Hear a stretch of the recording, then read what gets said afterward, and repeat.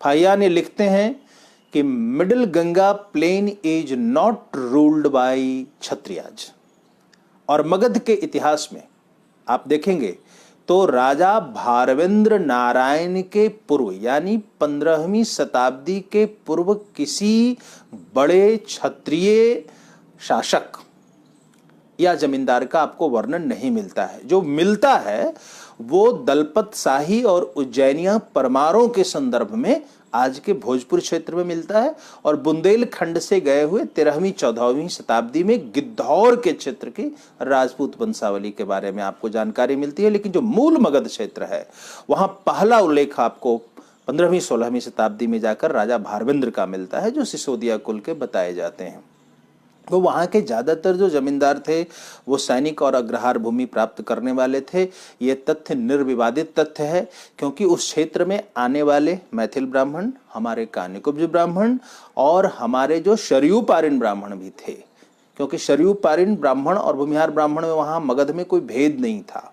और जो अब वहाँ शरयू पारिन या कान्यकुब्ज कहे जाते हैं या मैथिल ब्राह्मण कहे जाते हैं, इनका माइग्रेशन आव्रजन बहुत हाल के वर्षों का है। 150 साल पुराना है, 200 साल पुराना है, किसी भी हालात में ये 250-300 साल से पुराना नहीं है।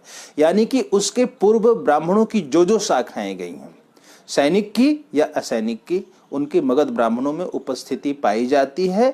किसी एक आज ब्राह्मण कहे जाने वाले से उनका सम्मिलन सामाजिक नहीं हुआ तो वह शकद्वीपी ब्राह्मण है, क्योंकि वो भारत वंशी नहीं है, भारतवासी हैं। भारत में उनका आवर्जन हुआ है, उनका मूल भारतीय नहीं है, बल्कि भारत जम्बूद्वीप नहीं है बल्कि शकद्वीप है। मैं इस भेद को ब्राह्मणों में भेद और मतांतर की दृष्टि से नहीं, केवल इतिहास की दृष्टि से समझाना चाह रहा हूं।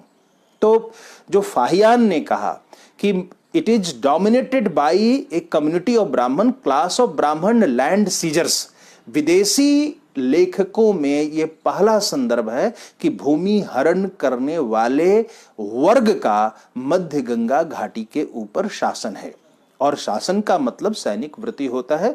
तो निश्चित रूप से ब्राह्मणों का सैनिकरण उत्तर पश्चिम में महिहारों की भांति मगध में हुई, और इसमें जो विशिष्ट संदर्भ हैं वो वाकाटक और क्षितिपावन ब्राह्मणों को हमें मगध के संदर्भ में और सैनिक इतिहास के संदर्भ में देखना होगा।